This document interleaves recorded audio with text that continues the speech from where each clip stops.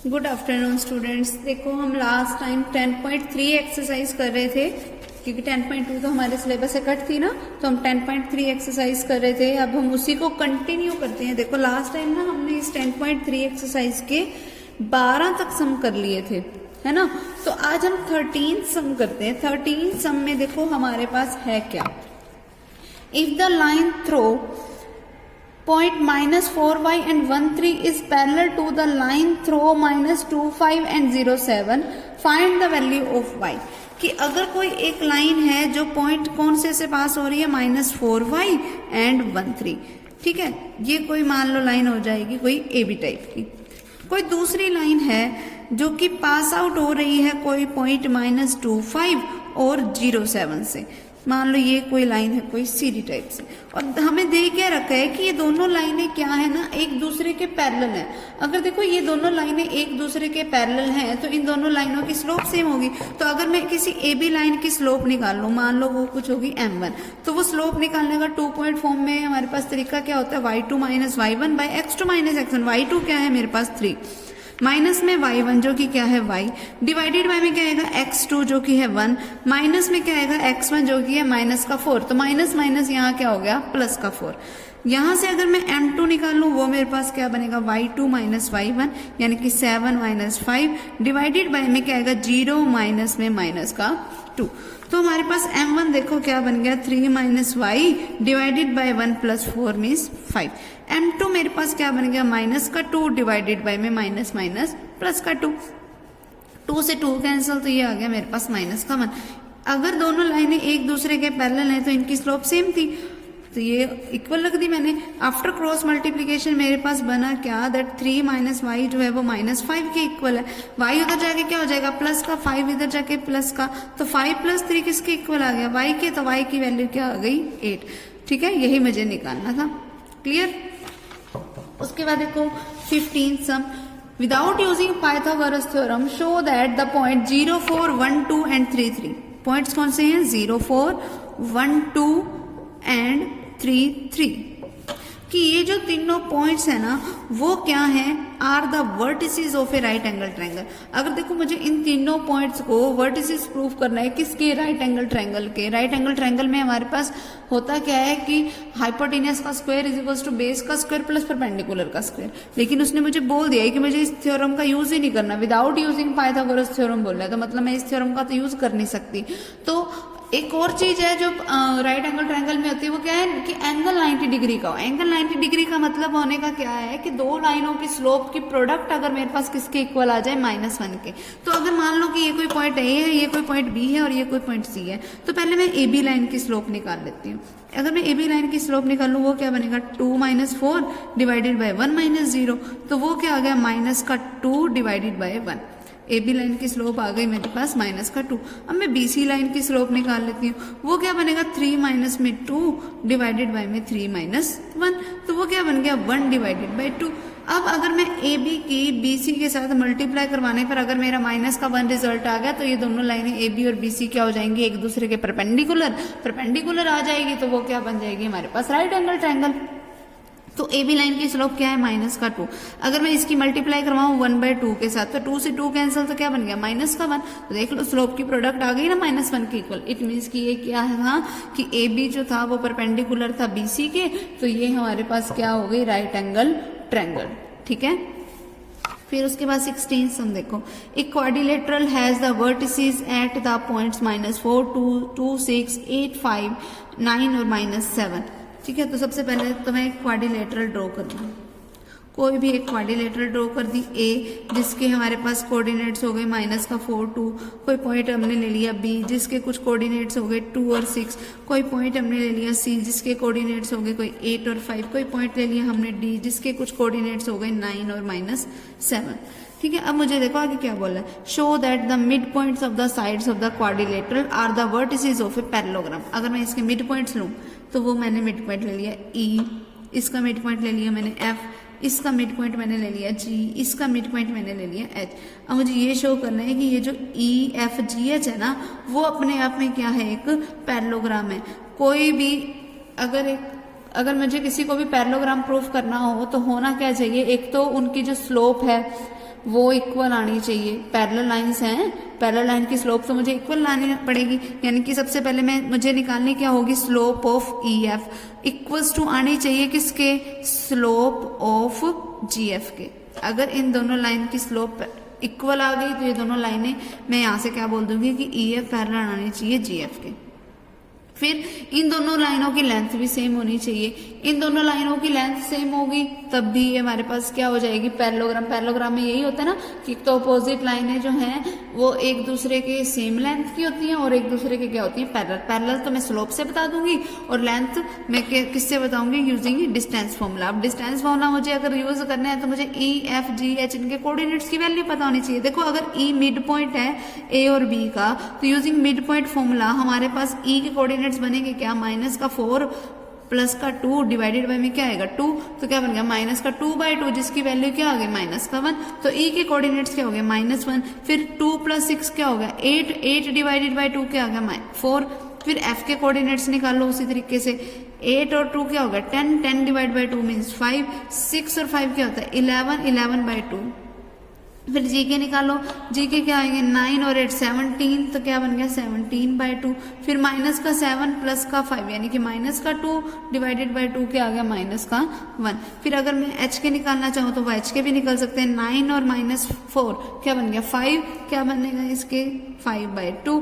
फिर माइनस का 7 प्लस का 2 माइनस का 5 क्या आ गया माइनस का 5/2। तो मैंने ई एफ जी एच सभी के कोऑर्डिनेट्स निकाल लिए। ठीक है, अब मुझे सिर्फ क्या करना है, ई एफ पे डिस्टेंस फॉर्मूला यूज करना है, जी एच पे डिस्टेंस फॉर्मूला यूज करना है और उनकी लेंथ क्या आ जाएगी, यूजिंग डिस्टेंस फॉर्मूला सेम आ जाएगी। तो मैं बोल क्या दूंगी कि ये क्या है, एक ऐसी फिगर है जिसकी अपोजिट साइडों की लेंथ क्या है सेम है। अच्छा, तो इससे मुझे ये तो पता चल गया। अब देखो अपोजिट साइडों की लेंथ तो रेक्टेंगल में भी सेम होती है और वो पैरेलल भी होते हैं, तो मुझे पता क्या चलेगा कि ये रेक्टेंगल है या पैरेललोग्राम है। तो वो मुझे पता लगाने के लिए करना क्या पड़ेगा कि मैं ई को ज्वाइन कर दूंगी जी से, एफ को ज्वाइन कर दूंगी एच से। अगर इनको ज्वाइन करने से सबसे पहले मैं जी ई निकाल लूंगी डिस्टेंस फॉर्मूले से, फिर मैं क्या निकालूंगी एफ एच।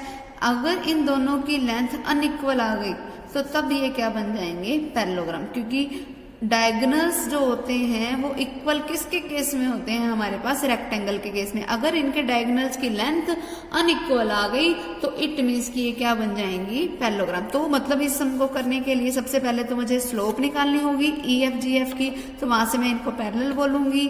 फिर मैं डिस्टेंस फॉर्मूला लगा के ई एफ को जी एच के जी एफ के इक्वल, ई एफ को जी एच के इक्वल लाऊंगी, सॉरी ठीक है, ई एफ को जी एच के इक्वल लेके आऊंगी।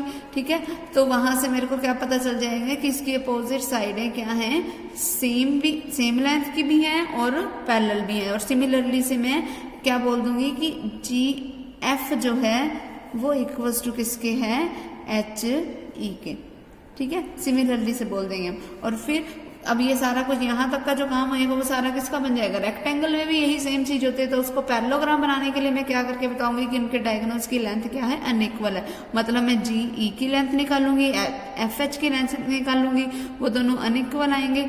इट मीन्स कि वो क्या बन गई, पैरेललोग्राम। क्लियर।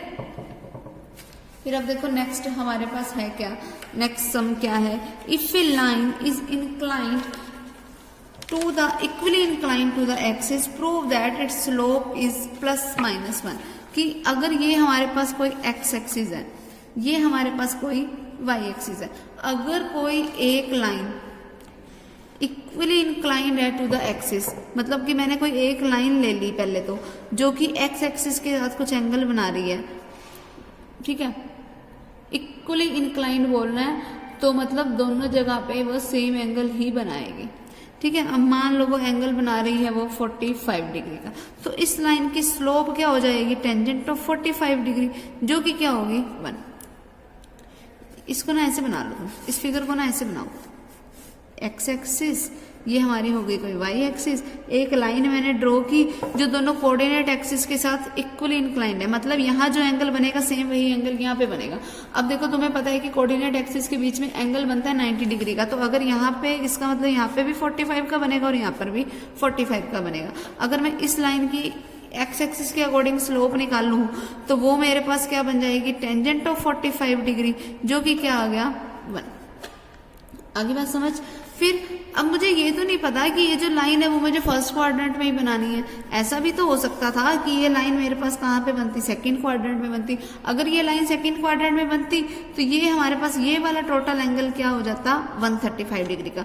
वैसे तो यहाँ पर अगर मैंने, अब उसने मुझे बोल रखा था कि कोऑर्डिनेट एक्सिस के साथ इक्वल एंगल बना रही है, तो मतलब ये वाला एंगल भी 45 का हो गया और ये वाला एंगल भी 45 का हो गया। लेकिन हमें जब हम स्लोप निकालते हैं तो हम एंगल तो किसके साथ लेते हैं, पूरी एक्स एक्सिस के साथ, जो शुरू से लेके एंड तक जो एंगल बना। अब वो एंगल कितना है, 45 ये वाला, 90 ये वाला, तो m इज इक्वल टू क्या होगा, टेंजेंट ऑफ 135 डिग्री।